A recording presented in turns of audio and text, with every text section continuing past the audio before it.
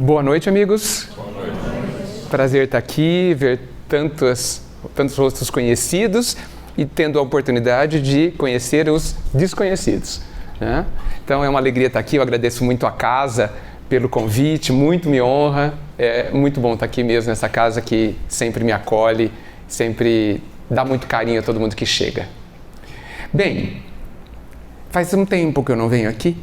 E nesse tempo eu descobri que eu sou menos palestrante e mais conversador. E eu quero aplicar exatamente isso aqui hoje, né? Não sei se vocês perceberam, mas o tema é uma pergunta. E não é uma pergunta que está sendo feita a mim, mas a vocês. Então, eu já fiz isso em algumas outras casas e a receptividade foi muito boa e eu acho que aqui também será. A ideia é que a gente converse sobre o que te perturba, segundo o meu pequeno entendimento perante a doutrina. Então eu gostaria de saber se alguém está disposto a contar o que te perturba, sem entrar em detalhes pessoais, não é necessário, para que a gente possa usar como tema da conversa de hoje. Acho que serão várias coisas que nos perturbam. Alguém se habilita? Alguém está disposto? Eu posso. Eu tinha certeza Absoluto? que você ia me ajudar. Absoluto? Não, só certeza. Edgar, o que me perturba hoje sou eu mesmo. Porque, para mim, está muito difícil viver no Brasil e com os brasileiros. Está me incomodando muito rasteira, tapinha nas costas, meu amigo, que mais? E tantas outras coisas aí no dia a dia. Eu fui criado na Igreja Católica, né? Com passagem já há diversos anos pelas casas espíritas, no Paraná, Curitiba, Federação, mesmo em Tupã, né? E eu sempre escuto, né? Eu sempre ouço, olha, a gente tem que ter paciência, a gente tem que ver o outro, né? E eu, Edgar, quem me enxerga, Edgar? Você consegue me enxergar? Eu consigo, mas tem alguém mais importante que precisa te enxergar, que é você mesmo. Esse é meu conflito. Muito interessante a perturbação dele, né? Nós somos todos muito perturbados, mas não é por espíritos, não, viu? É por essas questões, realmente. A sua colocação tem várias camadas, né? Tem a questão do relacionamento, né? Com os outros e consigo mesmo, né? Não tem? Não, na verdade, Edgar, eu me sinto muito bem. Eu venho aqui, eu me sinto muito bem, eu frequento a Igreja Católica, me sinto muito bem. Eu estou à procura, Edgar, de gente honesta. Ok. Que eu olhe na cara dela e falo, ó, isso é um microfone. Entendi. E vai ser a vida inteira. Lá na esquina, ela não vai mudar, ela não vai me dar um cadinho. Os interesses mudam, ela não é mais microfone. Isso para mim está sendo difícil. Eu entendo. É difícil para todos, na verdade, mas a gente, assim, entendo que nós precisamos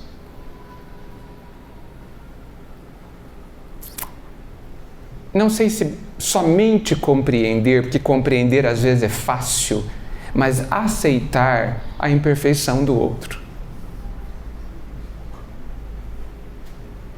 Isso nos ajuda em 1 milhão de situações.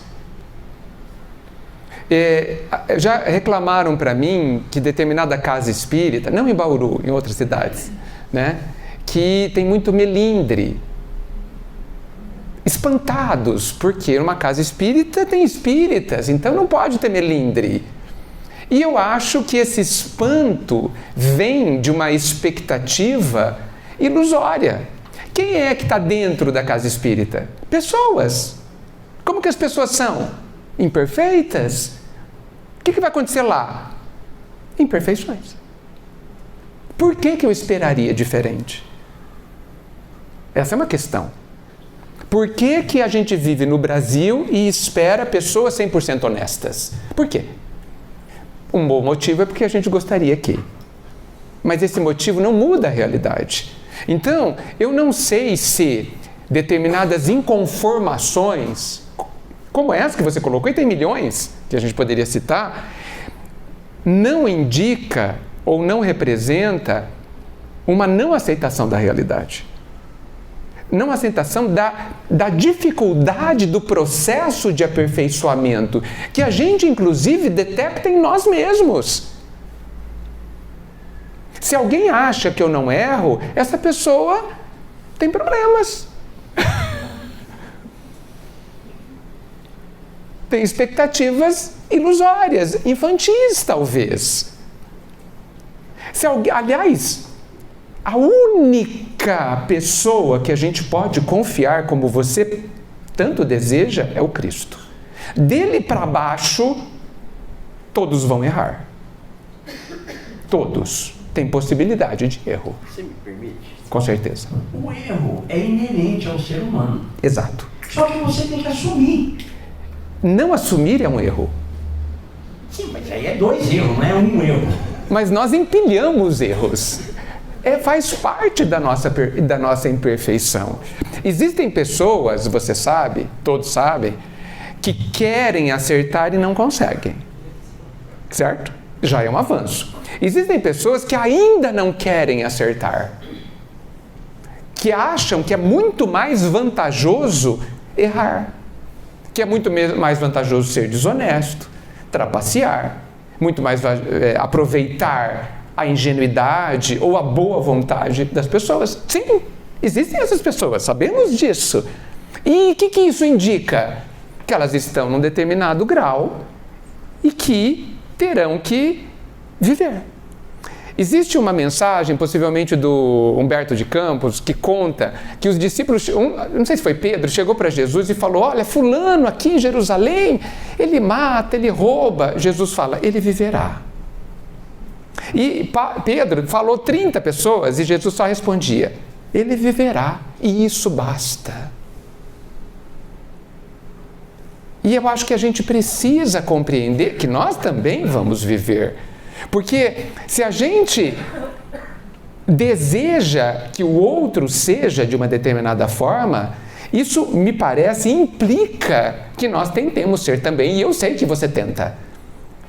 Mas essa tentativa e o reconhecimento das nossas imensas dificuldades, de mesmo desejando acertar, não conseguir acertar, precisa, esse entendimento dessa dificuldade de autotransformação, precisa, em nossa própria benefício, bem-estar, precisa ser oferecido na nossa cabeça para as outras pessoas também.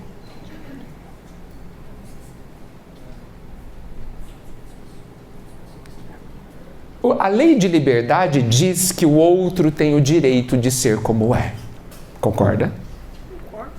Inclusive de ser mal, inclusive de me ferir. Ele tem a liberdade de... Ele não tem? Não. Sim, ele Pode ser mal. pode, tanto pode que é. O ladrão, ele não deveria roubar, mas ele tanto rouba que às vezes é preso. Ele não rouba? Eu não posso, Edgar. Você está imbuído aqui de um espírito aberto, coração aberto, e eu estou maquinando coisas aqui para te prejudicar na escada ali. Eu não posso. Não pode? Eu não. Você não. Porque você não, porque você não quer. Porque você já... Eu não posso. Você não pode porque os seus valores já não admitem. Mas por que a gente não pode entender? Entender não quer dizer concordar, não quer dizer aceitar que o outro não pensa assim. Por quê? Quanto sofrimento acumulamos por não aceitar que o outro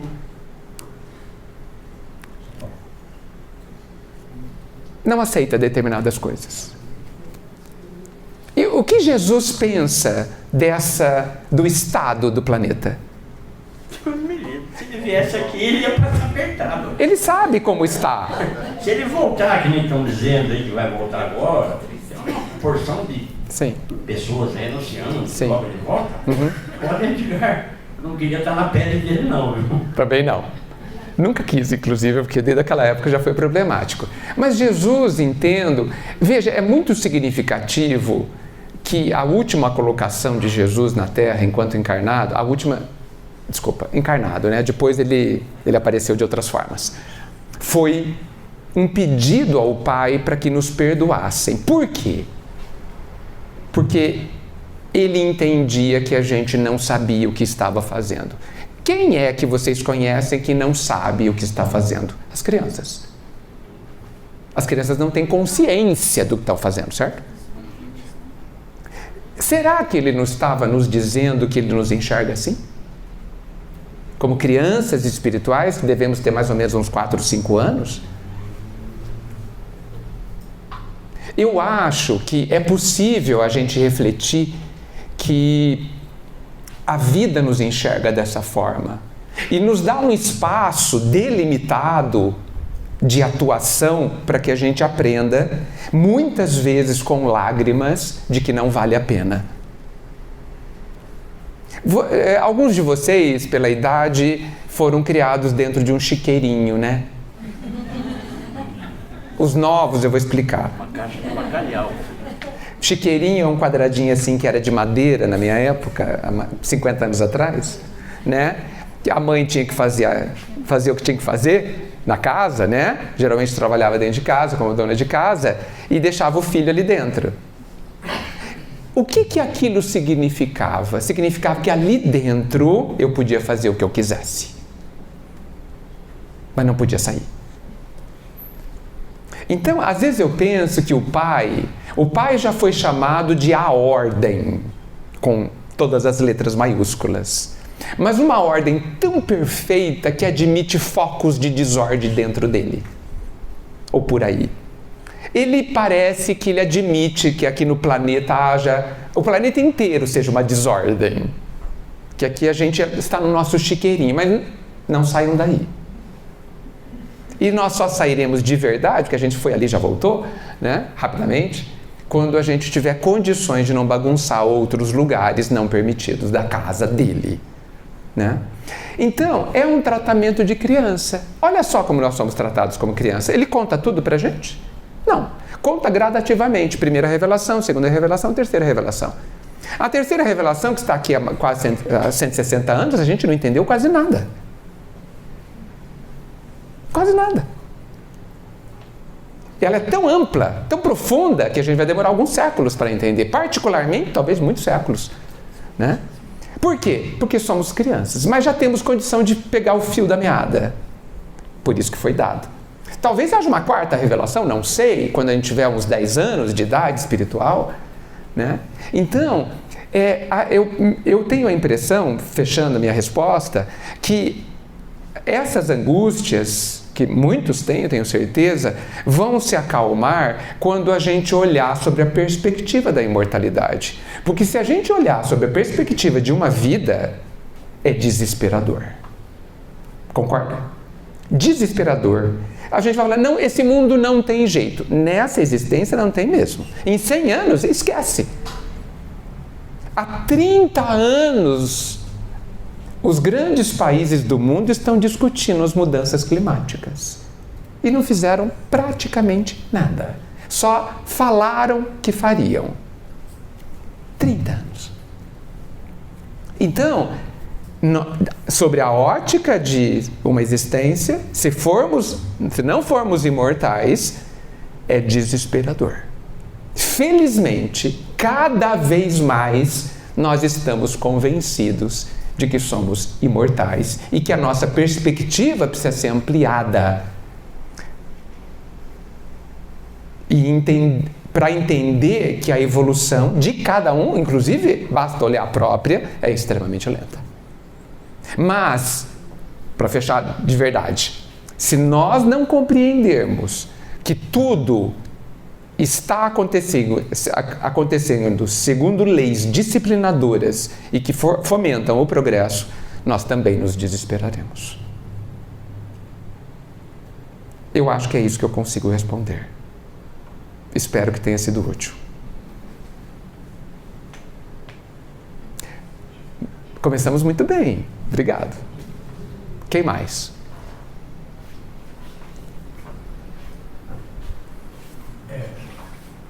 Eu acho que nós estamos vivendo um momento no mundo bastante perturbador. Todo mundo está perturbado. Tem muitas coisas que perturbam a nível pessoal. Mas uma das coisas que eu poderia destacar que me perturba muito é a desigualdade social. É uma coisa assim que é um produto do homem. Uhum. E a gente tem consciência tem todo um discurso, leis, já falando isso, e não conseguimos avançar. Ou avançar muito pouco. Né? Sim. Os países ricos avançaram explorando os países pobres. Uhum. Mas, de qualquer forma, você tem uma desigualdade entre os países também. Né? Sim. E isso vai refletir depois numa violência, numa guerra. Isso é muito perturbador. Mentalmente, eu fico preocupado. Comigo, aqui, fica abalado. Eu acho que parte da resposta que eu dei na primeira questão vale para isso. Eu acho ótimo que a gente fique perturbado por esses dois temas, porque isso já indica uma sensibilidade pouco individualista e mais de visão coletiva, totalmente ligado às questões de solidariedade e fraternidade, que o Cristo nos coloca como o único caminho. Né? Você falou uma palavra no começo e depois você falou outra e elas se anulam. É muito interessante. Você falou que os países, você poderia dizer a sociedade gera a desigualdade, que eu concordo. Mas eu gosto muito de dizer que somos nós que geramos a desigualdade. Porque a sociedade, não dá para falar com a sociedade. Chama a sociedade aqui para a gente conversar, não dá. Porque ela é um ser intangível. Né? Nós somos a sociedade. Então, não é a sociedade como um ser intangível que gera a desigualdade, somos nós.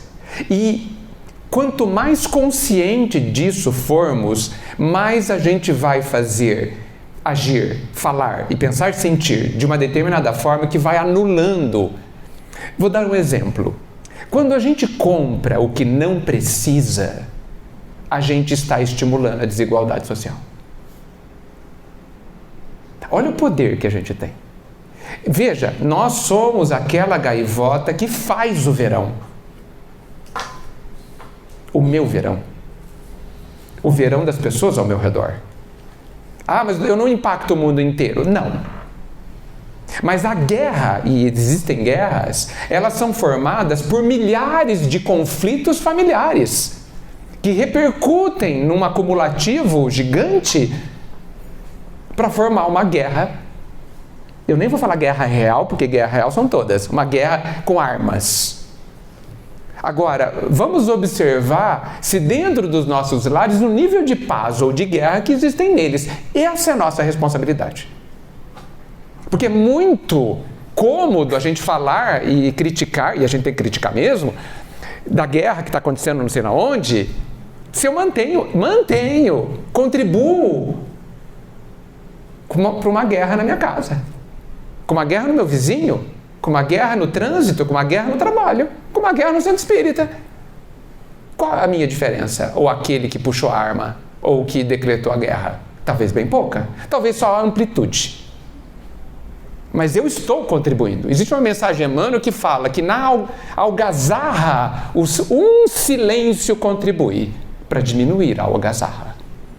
E veja, gente, quando nós desencarnarmos e formos fazer um balanço do último trecho, ninguém vai perguntar sobre a guerra na Crimeia para você, porque a gente não está lá. Ninguém vai perguntar aqui para o povo brasileiro. Ninguém vai perguntar se a gente contribuiu para alguma coisa que aconteceu no Mato Grosso ou em outro estado, talvez em outra cidade. A impressão que eu tenho é que vão perguntar para a gente o que a gente fez com a gente. No que a gente se tornou. Porque isso é nossa responsabilidade inteira. Essa não dá para dividir com ninguém. E não dá para falar, olha, eu não cuidei de mim porque eu estava cuidando dos meus filhos. Desculpa. Não é uma boa desculpa essa. Aliás, não é uma boa justificativa. Porque ao cuidar dos filhos, ao ser profissional, ao ser um cidadão, ao ser espírita, eu preciso me tornar algo. Eu preciso me fazer, eu preciso me construir. A gente pensa assim, não, eu estava muito ocupado fazendo tal coisa, não pude cuidar de mim. Então, não entendeu que não é o que a gente faz, mas como. Porque senão, aquelas pessoas que constroem hospitais filantrópicos, creches, elas estariam numa melhor posição do que qualquer um de nós que não fazemos isso. E não é assim que a lei funciona. Todas as missões são extremamente importantes. E eu não tenho que fazer o que o Chico Xavier fez. Ninguém tem. Talvez ninguém nem consiga. Mas ninguém tem. Por quê? Porque é a missão dele. A minha é outra. A nossa é outra. E talvez a gente esteja Não, desculpa, vou me corrigir. Certamente a gente está exatamente no lugar que a gente tem que estar. Senão não estaria.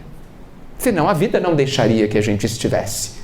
Por exemplo, eu nunca sonhei em me mudar para Bauru. Eu sou de Veracruz, do lado de Marília. Nunca.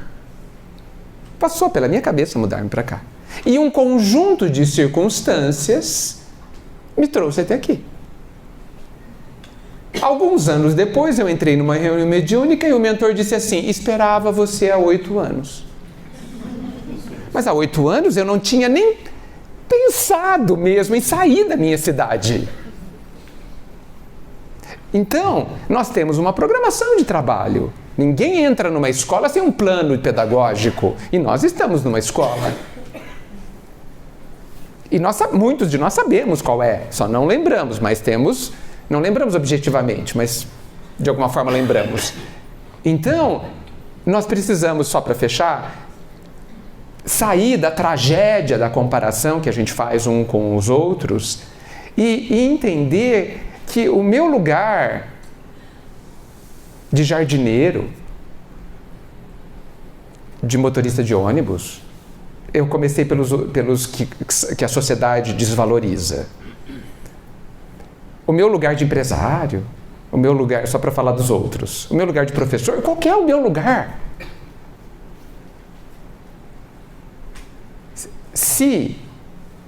Aí eu vou lá no extremo, tá? Se feito com amor, o amor possível, você fez tudo. Tudo. Ah, mas eu só fui uma dona de casa, lavei a louça e fiz o almoço nos últimos 40 anos. Impossível que fez só isso, é claro, não é? Mas eu nunca ajudei ninguém. Impossível. Impossível. Porque a pessoa que está na cama há 40 anos, é impossível ela não ter ajudado ninguém.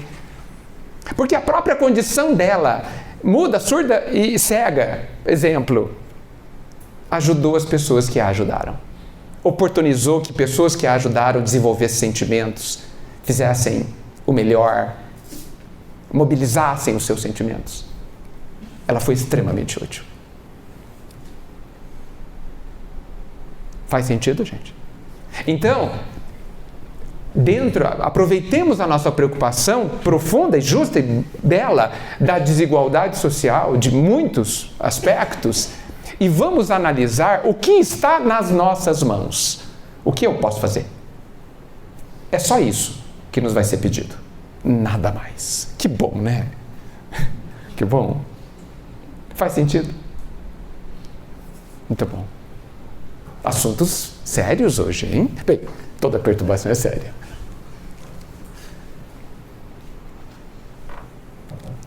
Eu estou com vontade... Vamos lá.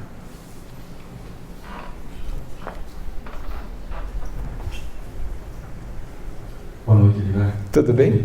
Tudo bem, graças a Deus. Edgar, é nesse sentido mesmo que foi colocado nessa última pergunta, né?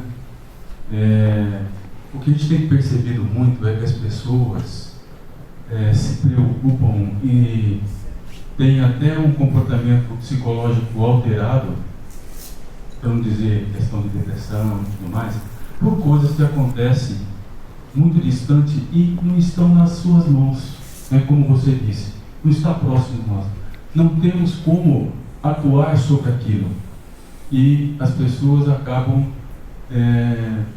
tendo um comportamento psicológico... Se abalando profundamente, às vezes, né? Pelo que está acontecendo do outro lado do mundo. Eu não estou dizendo que não é importante a gente... não concordar com aquilo, não entender que aquilo não é correto, não é isso.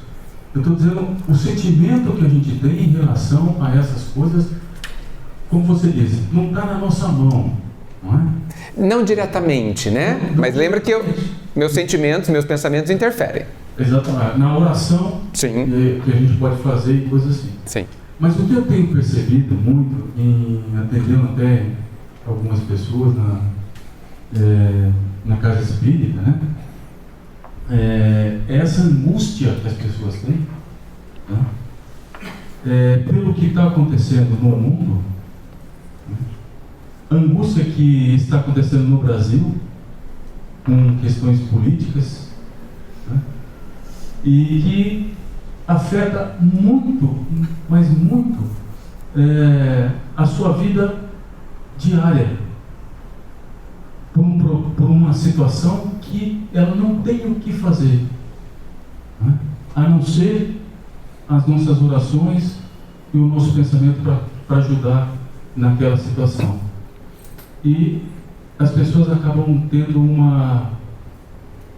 como que eu vou te dizer, uma forte influência devido à maneira que é colocado nas TVs, nos meios, né, de divulgação, né, e ela não percebe exatamente isso que você está colocando, né, porque ela não vê, por exemplo, ao seu redor. Né. Você citou Jesus, né? Jesus nos disse: amar ao próximo como a ti mesmo. O próximo nós temos a nossa humanidade, mas nós temos um mais próximo, que esse talvez a gente possa ter alguma ação, né? Além dessa do pensamento, né? Como que você percebe essa maximização, vamos dizer assim, dessa influência que nós estamos tendo, né? Dessa forte mídia, né? Em relação a todos esses acontecimentos?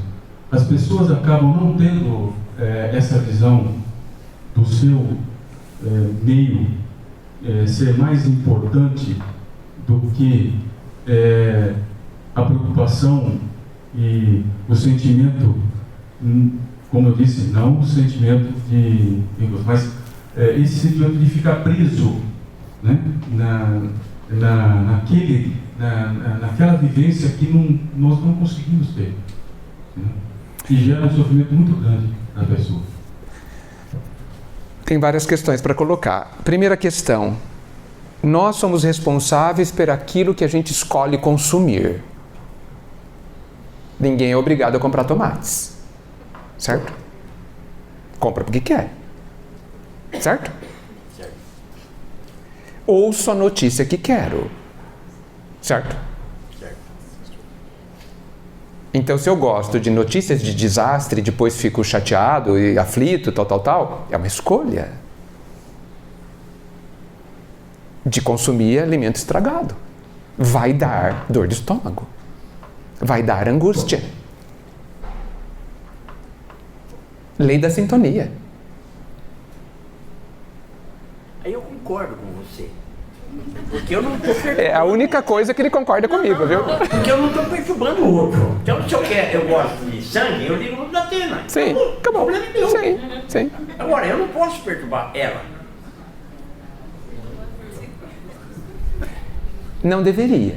Eu não posso. Isso é fechado no meu conceito, tá? Vamos deixar bem claro. Veja, você está correto no sentido de que a lei maior diz de que isso não é correto, certo? Mas nós temos a liberdade de. Tanto é que fazemos.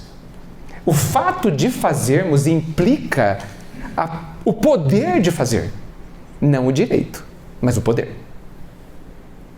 E a grande pergunta, talvez, que todos nós devemos fazer é por que é possível fazer? Deve ter alguma boa resposta. É longa, mas deve ter uma boa resposta. Eu acho que, entendo eu, dentro de uma visão de um ser perfeito, nada acontece que não seja útil. Quanto a vocês, até os fios dos seus cabelos estão contados. O que isso significa? Nenhuma árvore, nenhuma folha cai sem que o pai queira. Eu trocaria esse queira em permite. Por que ele permite? Porque deve ser útil. Porque ele não deixa a ponta solta. Mas, eu vou continuar, eu vou te responder, mas quero também responder a dele. Então, nós precisamos entender que a gente vive sob as consequências das nossas escolhas. Quando Jesus disse que a cada um vai ter segundo as suas obras, ele definiu a lei do retorno e a lei do esforço, inclusive. Por exemplo, queremos uma sociedade melhor? É muito simples. Muito simples. Seja... Que a gente comece por nós mesmos. Exato. Seja um bom cidadão. Seja um homem de bem. Ponto. Você terá, segundo a lei do Cristo, direito a uma sociedade melhor. Enquanto você fizer isso, não terá esse direito. Não é justo? Por que eu, imperfeito, viveria numa sociedade perfeita? Me dê um motivo. Não há esse motivo. Algumas pessoas chegam para mim, eu tenho uma família tão complicada, o que eu faço? Seja um bom filho, um bom pai, um bom marido, seja um bom tudo. E amanhã a sua família vai ser ótima. Simples assim. Gente, se eu não vivo num lugar bom, eu não o construí. Não é justo. Por que alguém tem que fazer para mim uma sociedade justa? Não tem sentido, não é justo, inclusive. Então, se eu estou num hospital, é porque eu estou doente. Senão, eu não estaria. Isso é um ponto importante. Então, agora, existe uma questão na sua pergunta que a gente precisa sempre buscar o caminho do meio. Eu defendo fortemente, é a minha forma de pensar, e todos vocês têm a responsabilidade de pensarem e não ficarem engolindo o que eu estou falando, porque certamente eu falo alguma bobagem. Óbvio. Eu dou muito valor ao esforço individual. Dentro da minha história e dentro das minhas necessidades particulares, eu preciso resolver algumas coisas íntimas. Ponto. E isso aparece na minha fala, porque é a minha forma de pensar. Porém, eu não posso deixar de pensar que o meu comportamento tem impacto social. E a sociedade precisa avançar. E como é que ela avançará, no meu entendimento? Através do avanço das pessoas. Porque, desculpa, eu cheguei à conclusão de que não adianta eu criar uma instituição e colocar leis, estatutos, regimentos absolutamente perfeitos. Porque lá dentro terá um bando de gente que não quer cumprir aquilo. Vai dar certo? Não. Do jeito que eu pensei, perfeito? Nem pensar. Não são as instituições que precisam se aperfeiçoar, porque quem que precisa se aperfeiçoar? Os componentes dessa instituição. Meu corpo não terá saúde se cada célula não tiver saúde. Nós somos a célula da sociedade. Então, nós vivemos num mundo, num jogo duplo, podemos pensar assim. Eu tenho que me melhorar. E isso é fator de melhoria do mundo. Ah, mas então eu não vou me preocupar com mais nada. Não. Porque essa automelhoria implica em nós atuarmos com o outro. Porque eu não vou evoluir sozinho. Eu preciso do outro. Nós todos precisamos do outro. Como que eu vou fazer o bem sem o outro? Como que eu vou fazer a caridade sem o outro? Porque além de fazer caridade para mim, amar o próximo como amo a mim mesmo, então eu também tenho que me compreender, me perdoar, ser caridoso, para englobar, me amar a mim. Isso basta? Não. Eu aprendi tudo? Não. A lei é clara. Sou eu e todos. Significa muita coisa as religiões dizerem que somos irmãos. Significa muita coisa. Significa que eu tenho, sim, que o fraco tem que ser ajudado pelo forte. O saudável tem que ajudar o doente. E assim por diante. O rico tem que ajudar o pobre, para que não seja pobre. O doente para que sare. O instruído, o não instruído para que se instrua. Para que todo mundo progrida, nós precisamos dar para o outro o que nos sobra. E muitas vezes o que me sobra é a boa vontade, é um conhecimento, é qualquer coisa que seja meu, ou que me tenha sido emprestado pela vida. Então, nós vivemos nessa função dupla.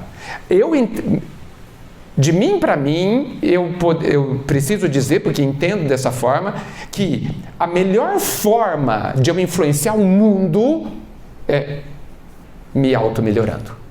A forma mais poderosa. Porque aí, tudo que eu fizer, falar, pensar e sentir, será útil para o mundo. E aí a minha capacidade de atuação será brutal. Olhem a capacidade de atuação do Cristo. Ficou 3 aninhos aqui, trabalhando e mudou a história. 3 anos. Nós ficamos 200, quer dizer, 500, não fazemos quase nada. Ok?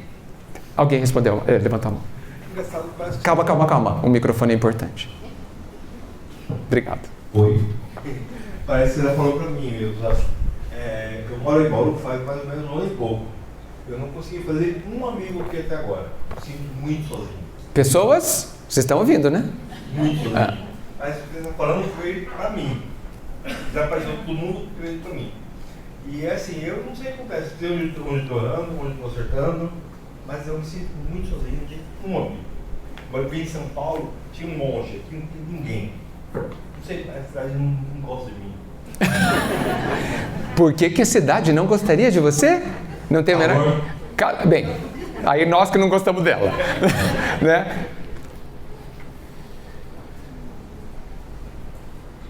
Essa é uma pergunta difícil de responder. Você me pegou. Isso que te perturba? Isso que te perturba? É, muito. Você se isola?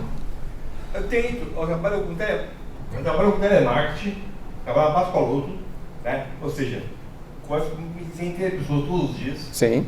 Já fui escoteiro, estou formado, tenho faculdade, tem um monte de coisa. E, não consigo fazer uma pista, cara.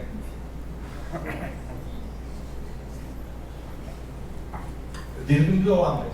Olha, você me fez lembrar uma pergunta que me fizeram há muitos anos atrás e eu vou dar a mesma resposta. Isso aí parece egoísmo da minha parte, tá? Não penso que não. Nós precisamos do outro e você está falando que você quer o outro, né? Olha, eu confio profundamente na lei que diz que quem planta arroz colhe arroz. Profundamente. Quando isso não funciona, o processo do plantio tem problemas. Entende o que eu quero dizer? Entende? Estou falando errado. Eu não diria errado. Estou falando nada. Também não diria isso. Por isso que eu perguntei se você está se isolando. Parece que não. Você já foi procurar o grupo de escoteiros daqui? Já. Eu fui chefe durante 15 anos. Mas é aqui. Não, em São Paulo. Mas já foi procurar aqui? Eu Não o quê? não tinha vaga para mim lá. Eu fui no... Tem aqui em cima. Tem 2 grupos. Tem 2 grupos. Aqui embaixo e lá para cima. Foi de baixo, foi de cima, não foi ainda. O povo de Bauru é fechado mesmo. Bauru, eu morei 20 anos em São Paulo e voltei. Mas o povo daqui é um povo fechado. Paulistas se reúnam. Vamos pôr lenha na fogueira. Eu perguntei para ela aqui agora. Uhum. Quantos amigos você tem? Quantos amigos você tem? Não sei. Essa pergunta, veja, da mesma forma que eu respondi a pergunta anterior, eu vou responder essa. Eu sou amigo de quantas pessoas? Entende? Você perguntou quantos amigos eu tenho. Sim, não colega, amigo. Amigos, eu sei. A pergunta que eu faço é: eu sou amigo, estou plantando de quantas pessoas? Porque, gente, ou a gente entende que a lei da plantação funciona, e quando não dá certo é porque a gente plantou de um jeito inadequado, ou nós temos um problema. Nós precisamos trabalhar em cima de uma determinada base. Às vezes, eu não estou dizendo que é o seu caso, porque eu não sei, nós não vamos entrar em detalhes. Muitas vezes eu chego num lugar e eu exijo uma posição. Imagino que não tenha sido o caso. Não tem nada para eu fazer, eu posso ficar aqui olhando. Talvez eu possa ficar olhando.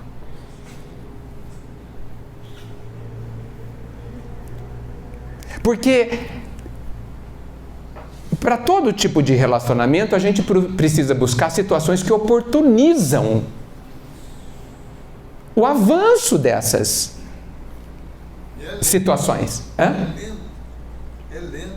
Relendo? Não, é lento. É lento, sim, é uma construção. Às vezes eu estou ali quietinho, não tem nenhum serviço para você aqui. Tá bom. Aí eu vejo que alguém jogou o papel de bala fora do lixo e eu vou lá e coloco dentro do lixo. Eu estou sinalizando a todo mundo que está vendo, e você não tenha nenhuma dúvida que alguém está vendo, que você é de uma determinada forma, que você tem determinados valores. É impossível não haver um retorno. Mas é preciso paciência. Você colocou um ingrediente fundamental. Você planta o feijão e não volte no outro dia. Você olha e fala, não aconteceu nada. Aconteceu um monte de coisa, você que não consegue ver. E de repente, está lá um raminho verde. Então, as relações humanas são fascinantes, gente. E a gente precisa de vários componentes para ela. A gente precisa da paciência. A gente precisa da fé, da compreensão. A gente precisa questionar, olhar o que eu estou fazendo, como eu posso fazer diferente. Talvez desse jeito aqui não funcione, do outro jeito funciona. O que eu posso garantir para você é o seguinte: muita gente está à procura de amigos. Muita gente. Você é um deles, mas tem um monte de gente. Sim, um monte de gente, porque amigos são indispensáveis. Indispensáveis. Agora, por força de determinadas conclusões, muitos de nós nos fechamos com aquela velha historinha de ter medo de sofrer. Ai, não quero ter amizade com ninguém, relacionamento com ninguém, porque eu não quero sofrer de novo. Esquece. Vai sofrer de novo. Ok? Não há possibilidade de ser diferente. No relacionamento humano, não há. A não ser que a gente adquira outro nível de compreensão. Para até lá nós vamos sofrer. Só que, olha só que interessante, a gente não pode esquecer que nos relacionamentos, em todos eles, além da dor, incrivelmente, existe também alegria. Já perceberam? Já perceberam, gente? Por elas, possivelmente vale a pena a dor. Ah, mas elas terminam. Vocês conhecem alguma coisa aqui na Terra que não termine? Já viram? Me mostrem, eu não conheço. Por que os relacionamentos não vão terminar? Me expliquem. Só porque a gente quer? É insuficiente. Alguns não vão terminar porque o sentimento vai permanecer, mas eles vão mudar. Alguém vai desencarnar, por exemplo. E é muito inadequado dizer que só porque alguém desencarnou, o relacionamento terminou. Porque enquanto há sentimento, a gente precisa compreender o que significa o amor, essa energia, isso que nos conecta. Porque senão a gente não acredita que o Pai esteja conectado a gente. E eu sei que a maioria de nós não acredita mesmo. E se sente só. Um dia nós vamos considerar absurdo termos nos considerado sós. Já que o Pai existe. Já que o Cristo, que não deixou ponta solta, declarou que ninguém seria só. Aí alguém pergunta, mas quando ele disse isso? Ele disse isso quando ele disse que estarei convosco até o final dos tempos. O que é isso? Ele declarar que ninguém vai ficar sozinho, a não ser que não o perceba. E aí isso volta para a nossa responsabilidade de criar, de construir percepção. Vocês percebem que não tem alternativa? Somos nós que temos que fazer o que nós temos que fazer? Não há alternativa, gente. Não adianta jogar a responsabilidade da nossa felicidade para alguém ou para algo. Não adianta. Não adianta. Porque o Cristo, inclusive, veio nos ensinar que a gente vai poder viver nas situações mais, aspas, terríveis e ser feliz. Oi. Acho que vai ser a última. Eu sugiro ao amigo assistir o filme O Estagiário, do Roberto Benito. Magnífico. Maravilhoso. Magnífico. Eu assisti 2 vezes. O Estagiário. Não, como vocês falam em Netflix. Tem na Globo também. O Estagiário. É uma lição de vida. É maravilhoso. É maravilhoso. Principalmente para quem envelhece. Que não é o seu caso. Não é o seu caso, mas... Você envelhece, mas não está velho. Também para os jovens.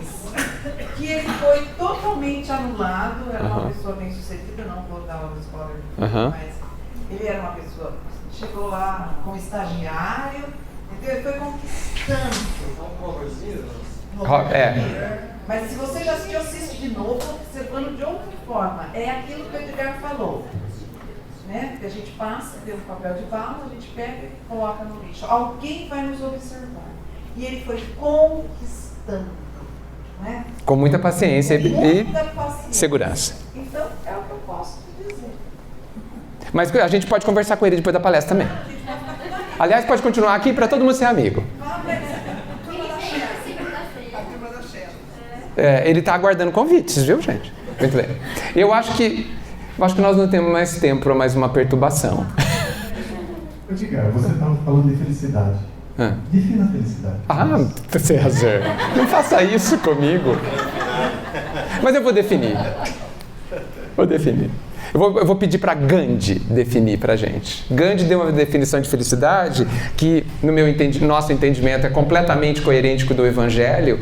É que é curioso, né? Eu fico me perguntando por que no Evangelho não tem assim, felicidade é 2 pontos. Não tem, devia ter um capítulo sobre isso. Não é curioso? Preciso perguntar para Kardec por que ele fez isso, não é? Um dia. Muito bem. Gandhi diz assim, que felicidade é quando o que você faz o que você fala, pensa e sente é a mesma coisa. Ou seja, não há conflitos íntimos. Quando você fala não, a sua reflexão foi não mesmo, você disse não, o seu sentimento fala não e você está em paz. Quantos conflitos e perturbações a gente tem porque a gente fala sim querendo dizer não? Quantas, gente? Incontáveis, né? E a gente tem a coragem de falar assim, né? Eu fui obrigado a falar assim. Não foi.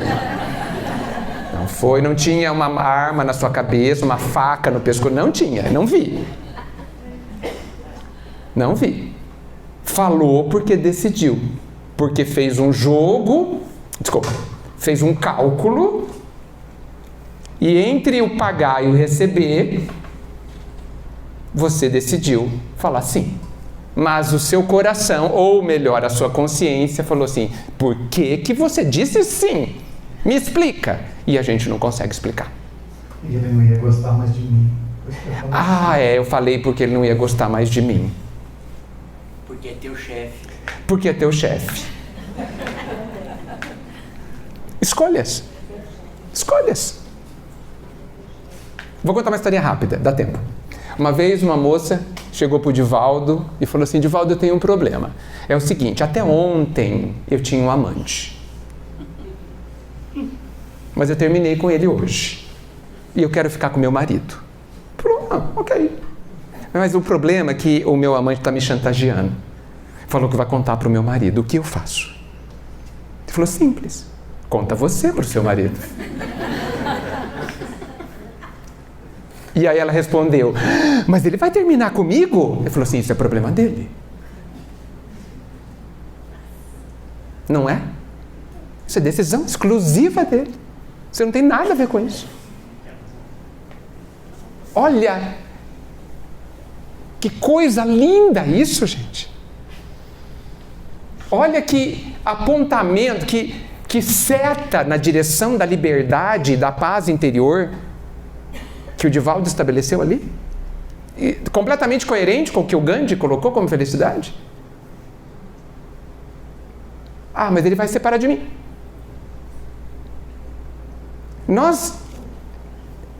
Isso poderia ser uma colheita, poderia, mas não sabemos.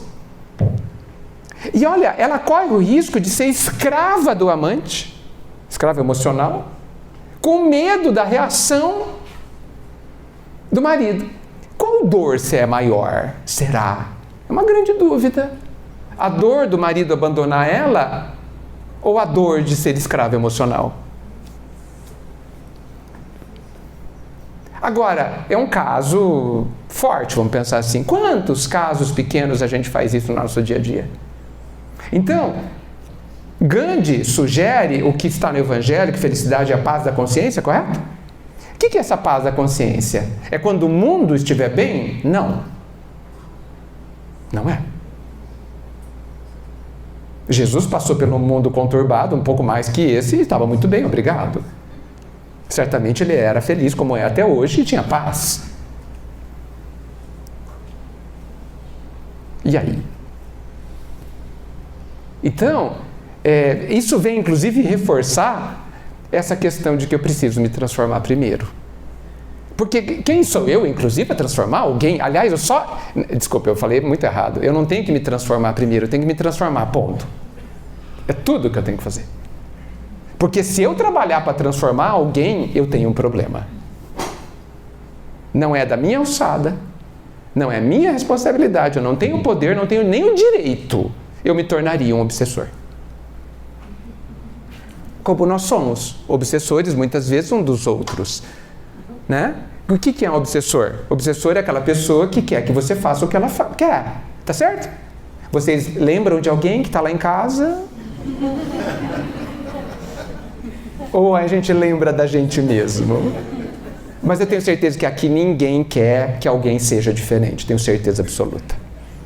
Gente, obrigado pelas perturbações colocadas. Né? fazem pensar, isso é muito importante. Eu insisto que vocês reflitam sobre o que foi dito, tirem o que não é adequado e deve sobrar alguma coisa. Eu agradeço muito a oportunidade de ouvi-los e isso me ensina bastante, por isso que agradeço demais. Muito obrigado.